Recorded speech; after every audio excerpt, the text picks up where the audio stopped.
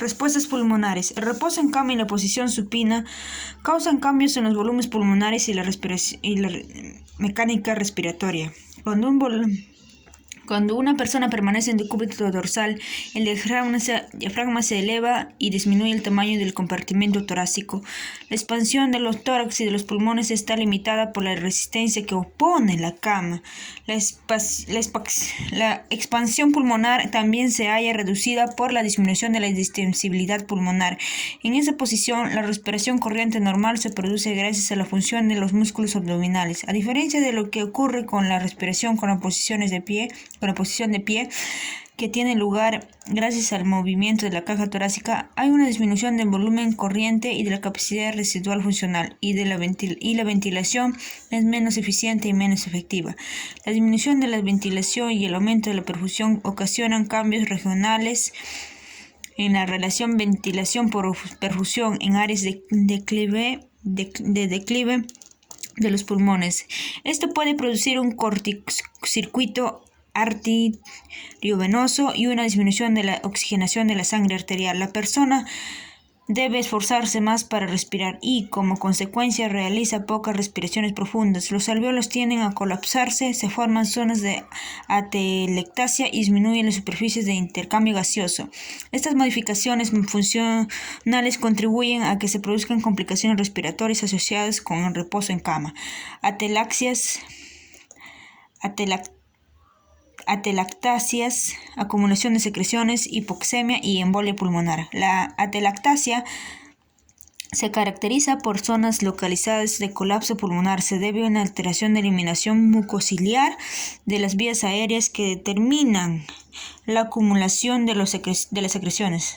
La baja ingesta de líquidos y la deshidratación puede hacer que las secreciones se vuelvan más espesas y adherentes. La estasis de las secreciones es un medio ideal para el crecimiento bacteriano, en especial neumococos, estafilococos y estreptococos. Para evitar el desarrollo de neumonía se deben realizar ejercicios de respiraciones profundas y de tos provocadas. Sin embargo, se requiere más energía para respirar, ya que es necesario superar la resistencia y la expansión torácica y pulmonar de la obstrucción de las vías aéreas. Se utiliza más oxígeno y se genera mayor cantidad de dióxido de carbono, por lo cual el paciente gasta más energía pero recibe menos aire. Respuestas del tracto urinario. Los riñones funcionan de manera óptima con el cuerpo en la posición de pie. La anatomía de los riñones es tal que la orina fluye desde la pelvis renal por acción de la gravedad y se traslada a lo largo de los uréteres hacia la vejiga gracias a los movimientos peristálticos.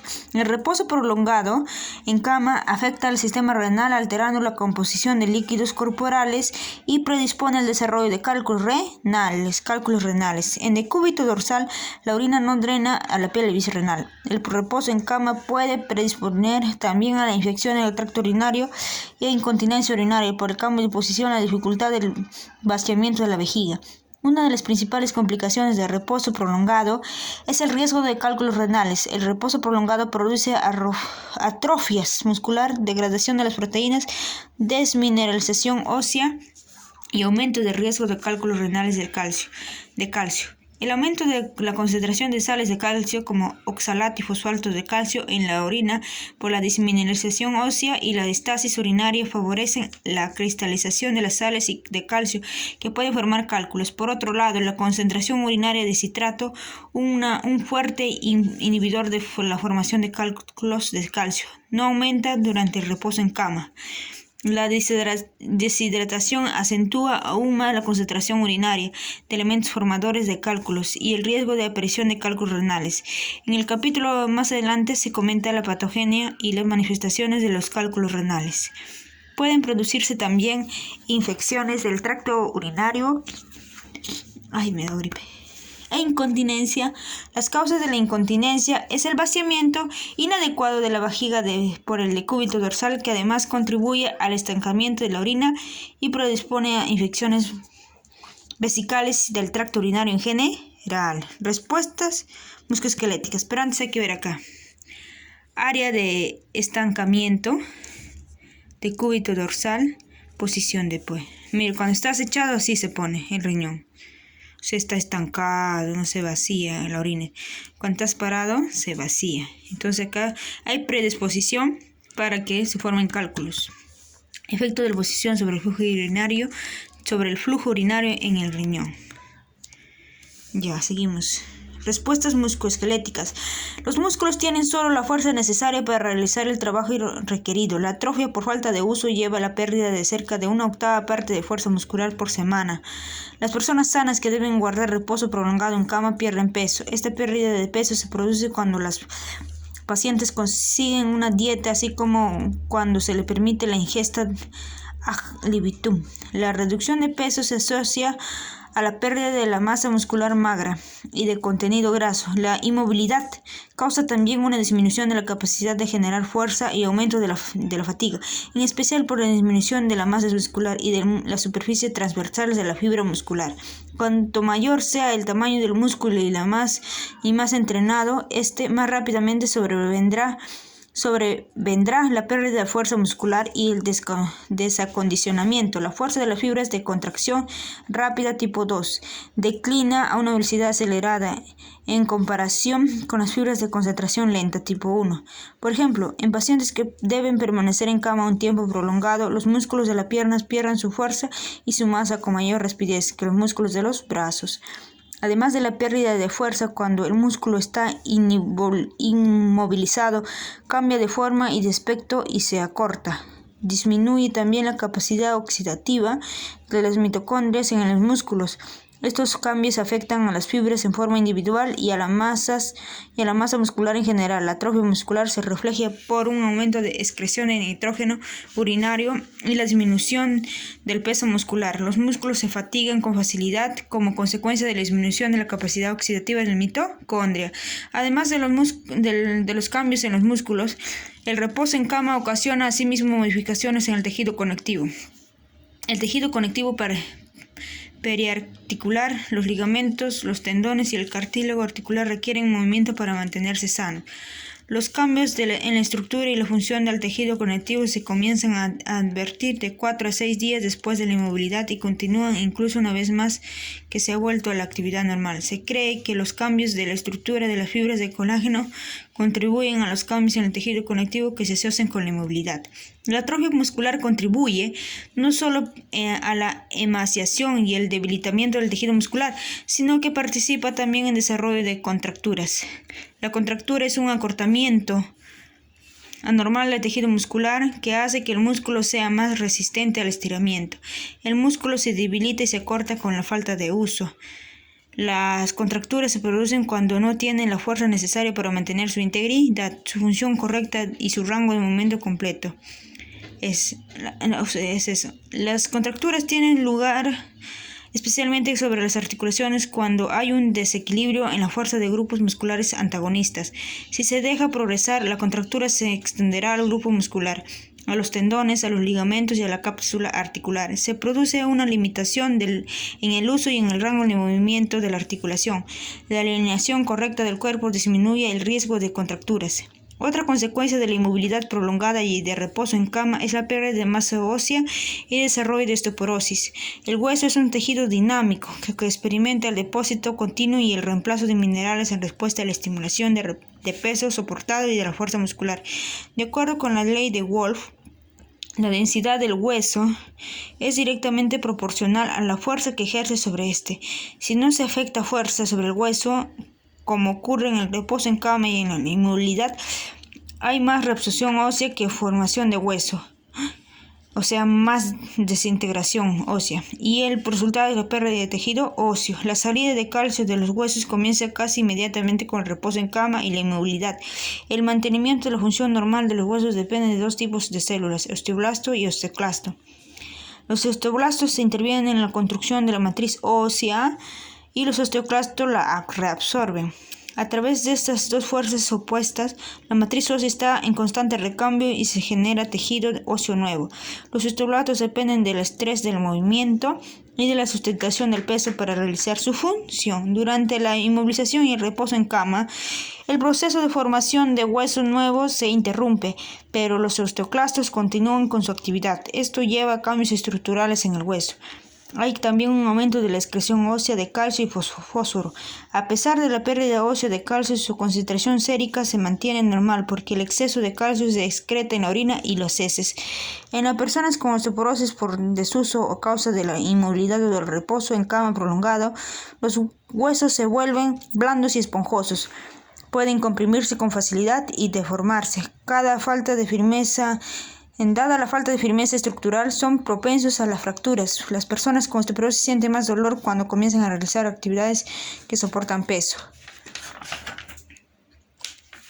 A pesar de la falta de calcio en el hueso, una dieta rica en calcio no aumentará su captación. El calcio no utilizado se agrega al exceso de calcio y que ya se excreta con la orina. Esto puede precipitar la formación de cálculos renales. Si tomas más calcio, te puede dar más cálculo renal. La mejor forma de prevenir la aparición de osteoporosis es comenzar a soportar el peso lo antes posible. Las respuestas cutáneas de estar mucho en cama, ¿no? De mucho reposo, de 4 o 5 días hacia adelante. Respuestas cutáneas. Con excepción de las plantas de los pies, las personas no están preparada para soportar peso. Sin embargo, durante el reposo en cama, toda la superficie de la piel soporta el peso del cuerpo y se halla en contacto permanente con la superficie de la cama. La presión constante se transmite a la piel, tejido subcutáneo y el músculo, en especial en los tejidos que están sobre prominencias óseas. Este contacto persistente ocasiona un aumento de la presión y altera el flujo sanguíneo normal de los capilares, lo cual interfiere con los intercambios de los nutrientes y los productos de desecho. Pueden producir úlceras de decúbito por isquemia y necrosis tisular.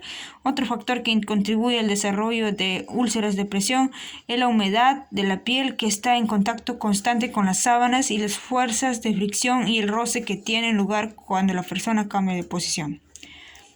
Respuestas metabólicas y endocrinas, que son todo lo que es glándulas.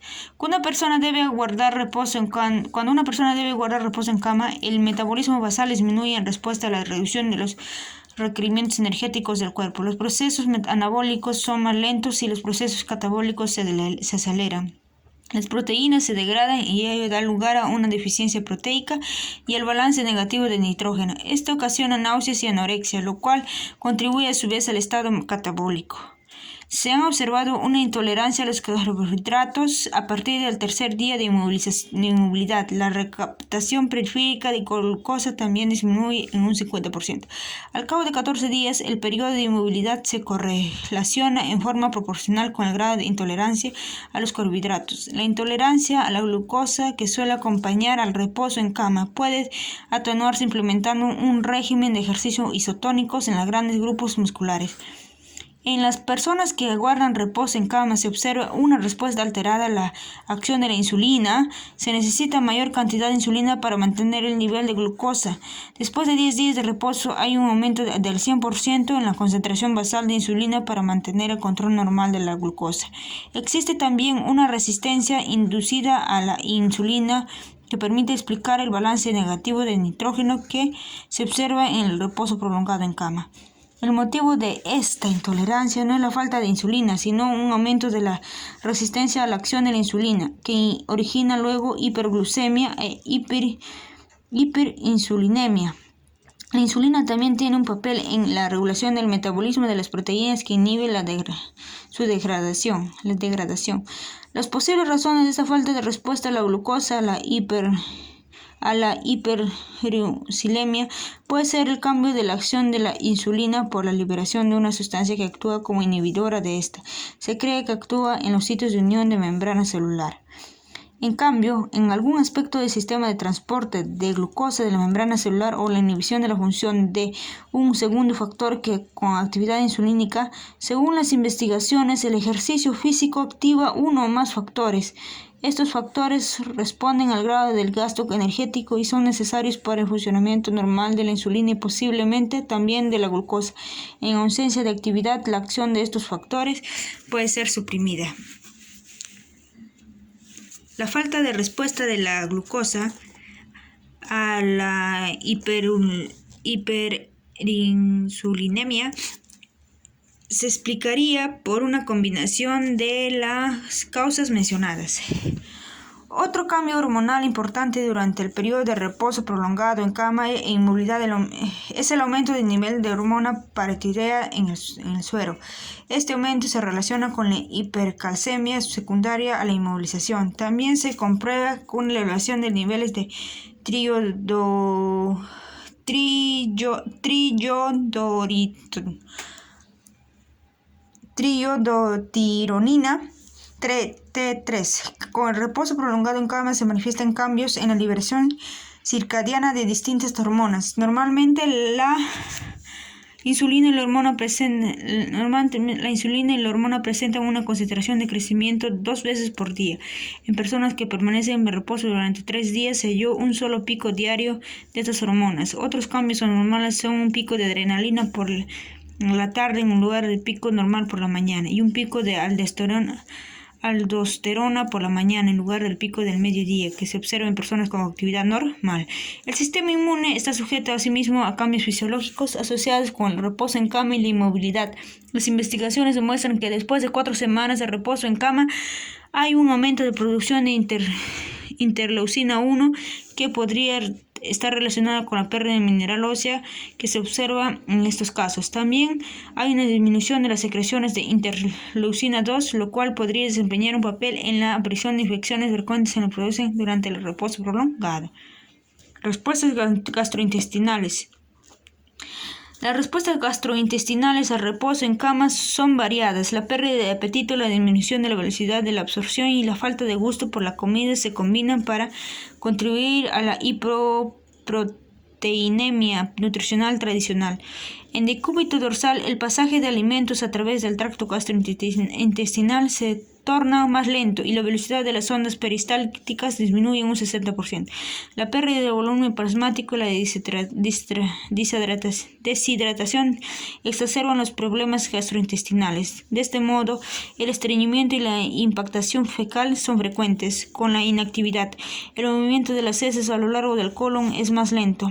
La defecación requiere de la integración de los músculos abdominales, del diafragma y del elevador del ano.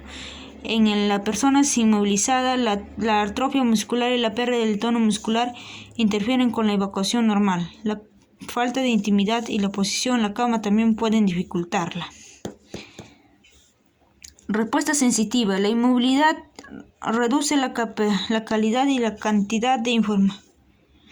La inmovilidad reduce la calidad y la cantidad de información sensitiva recibida por el medio de sensaciones táctiles, auditivas, visuales y sinestésicas. También disminuye la capacidad para interactuar con el ambiente. La inmovilización y el decúbito dorsal o la posición inclinada disminuye la estimulación cinésica. Tiene lugar una alteración de los procesos de pensamiento y una disminución de la percepción sensitiva. La inmovilidad y el reposo prolongado se asocian con alteraciones en varias respuestas sensitivas. Son frecuentes las alucinaciones visuales y auditivas, los sueños vividos, la ineficiencia de los procesos de pensamiento, la falta de contacto con la realidad y la alteración de la estimulación táctil, además de la carencia sensitiva relacionada con el reposo prolongado y la inmovilidad. El paciente puede experimentar una monotonía sensitiva en el ambiente hospitalario.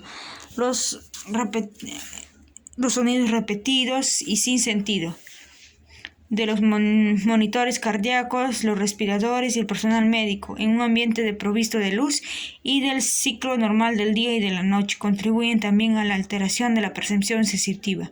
Respuestas psicosociales. La inmovilidad muchas veces prepara el terreno para cambios en las respuestas a la enfermedad. El paciente se adapta al reposo prolongado y la inmovilidad por medio de una serie de respuestas psicológicas y de cambios afectivos, perceptivos y cognitivos. Los cambios afectivos consisten en aumento de la ansiedad, temor, depresión, hostilidad y alteraciones del estado de ánimo y de los patrones de sueño normales. Los cambios del estado de ánimo se producen en pacientes hospitalizados que están sujetos a periodos de reposo prolongado en cama e inmovilización y en personas confinadas como los astronautas y los prisioneros. Las investigaciones en personas inmovilizadas o aisladas han demostrado que la motivación para aprender Aprender disminuye después de periodos prolongados de inmovilidad, al igual que la capacidad de aprender y retener material nuevo y transferirlo a distintas situaciones. Disminuye la capacidad y la motivación para resolver problemas y la capacidad para concentrarse y para discriminar información. Estos estudios tienen implicancias sobre todo para la planificación de la educación del paciente y la preparación del material educativo. El reposo prolongado en cama y la inmovilidad contribuyen también al aislamiento social del paciente hospitalizado. Quien está confinado en la cama en un hospital no puede asumir ciertos roles sociales. El rol de reposo, padre o madre, hermano, trabajador o amigo, se alteran en forma temporaria o permanentemente durante el tiempo de internación. En respuesta a este aislamiento puede aparecer distintas conductas como ansiedad, depresión, inquietud, temor, cambios rápidos de estado de ánimo. Evolución temporal de respuestas fisiológicas. Durante la inmovilidad y el reposo prolongado se produce un desacondicionamiento que afecta a todos los sistemas corporales. Uno de los factores importantes que debe tenerse en cuenta es la rapidez con la cual ocurren los cambios y el tiempo requerido para sobreponerse a este efecto. El organismo responde en forma característica a los efectos de la posición en decúbito dorsal y reposo en cama. Durante los 3 primeros días de reposo en cama, uno de los cambios iniciales que se observan es la diuresis masiva. Junto con ellos aumenta la osmolaridad sérica, el hematocrito, la densidad venosa y la excreción de sodio y cloro con la orina. Primero vamos a leer esto. Cambios fisiológicos durante el reposo en cama. 0 a 3 días, aumento de volumen urinario, excreción de sodio, cloro, calcio y osmolaridad urinaria, osmolaridad plasmática, hematocrito, distensidad venosa. Aumento, de osmolaridad plasmática, de hematocritos, disminución de 0 a 3 días, ingesta total de líquidos, líquido extracelular e intracelular, flujo sanguíneo disminuye hacia las pantorrillas, disminuye la frecuencia cardíaca en reposo, disminuye la secreción de ácido gástrico y disminuye la tolerancia a la glucosa. De 4 a 7 días, aumento de excreción urinaria de creatinina, hidroxiprolina, sodio y potasio y PO4. Aumento de niveles plasmáticos de globulina, fosfato y glucosa. Aumento de fibrinógeno en sangre. Aumento de actividad fibrinolítica y tiempo de coagulación. Aumento de punto de foco visual. Aumento de hipertermia de la conjuntiva ocular, dilatación de las arterias y venas de la retina. Aumento de umbral auditivo.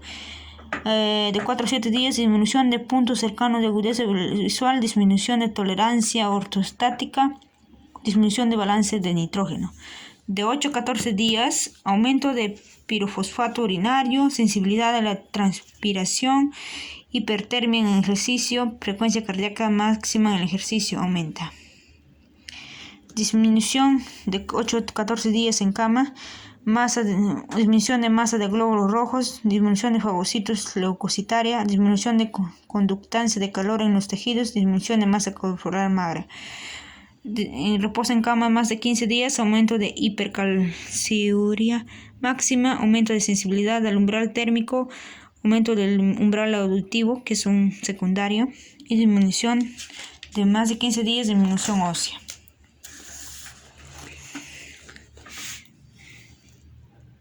La pérdida de líquidos se estabiliza alrededor del cuarto día. Entre los 4 y los 7 días hay cambios en el sistema hemolítico, aumento de fibrinógeno y la actividad fibrinolítica, y se prolonga el tiempo de coagulación. El sistema cardiovascular responde con una disminución del volumen minuto cardíaco y del volumen sistólico. Disminuye el metabolismo basal y comienza a desarrollarse intolerancia a la glucosa y un balance negativo de nitrógeno. Entre los 8 y 14 días se comienzan a observar otros efectos sobre el sistema hemolítico. Disminuye el número de glóbulos rojos y la capacidad fagocítica de los leucocitos. Se reduce la masa corporal negra y después de 15 días de reposo en cama aparece osteoporosis e hipercalciuria. La capacidad aeróbica decrece, se modifica la excreción cíclica de algunas hormonas y se alteran los procesos de pensamiento y la percepción sensitiva. Intervenciones. El tratamiento de los pacientes que requieren reposo prolongado en cama debe basarse en un enfoque holístico. Es preciso tener en cuenta las necesidades físicas y psicológicas de la persona. El objetivo del tratamiento del paciente inmovilizado es, en primer lugar, proporcionarle un ambiente seguro, sin riesgos de complicaciones intranosocomiales, brindarle actividad variadas tendientes a contrarrestar los problemas de la carencia sensitiva y prevenir las complicaciones de reposo en cama mediante un plan de tratamiento interdisciplinario. En resumen, en los últimos 75 años, la concepción del reposo en cama como forma de tratamiento de diversas enfermedades ha sufrido un cambio radical. Los resultados de los investigaciones han descrito las consecuencias nocivas de la inactividad, las complicaciones derivadas de la inmovilidad y el reposo en cama prolongada afectan a todos los sistemas del cuerpo. Las respuestas al reposo y la inmovilidad se observan en todos los aparatos. Uno de los factores importantes es la rapidez con la cual se producen los cambios y el largo tiempo requerido para sobreponerse a estos efectos. Entre los efectos adversos de la inmovilidad y el reposo prolongado se hallan la disminución del volumen minuto cardíaco, la intolerancia ortostática, la deshidratación y la posibilidad de tromboflebitis, neumonía, cálculos renales, úlceras de decúbito, carencia sensitiva y alteraciones del pensamiento. Eso sería todo. Muchas gracias, se acabó. Y esos son problemas preguntas que uno tiene que analizar, ¿no? Y no se necesita, ustedes no me van a responder estas preguntas. Son páginas oficiales. Y se acabó. Aquí es otro tema. Bye, los quiero mucho. Ayuden a los que necesitan ayuda. Cuídense, protéjense. Y Dios los bendiga. Y superen todas las enseñanzas. Siempre supera al maestro. Bueno, yo no soy maestro. A superar a los demás. Uno mismo superarse. Y los quiero mucho. Ayuden.